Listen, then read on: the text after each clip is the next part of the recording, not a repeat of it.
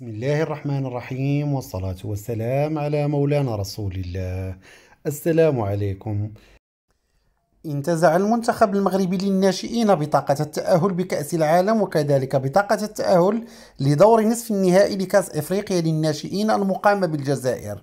وحققت العناصر الوطنية انتصار كبير على البلد المضيف ووسط أكثر من 30 ألف متفرج بثلاث أهداف مقابل لا شيء. وأظهر الإطار الوطني سعيد شيبة تفوقه الكبير على منتخب الجزائر للناشئين بعد تسجيل هذه النتيجة الكبيرة. ووصف معلق المواجهة نتيجة المنتخب المغربي بالثلاثية الصادمة، وهو ما ظهر بشكل جلي حينما بدأت الجماهير الجزائرية بمغادرة ملعب المواجهة قبل 10 دقائق من نهاية المباراة. فضلا منكم وليس أمرا مني، اشتركوا في القناة وفعلوا الجرس ليصلكم كل جديد، ولا تنسوا الضغط على زر الإعجاب. شكرا لحسن المتابعة وإلى اللقاء.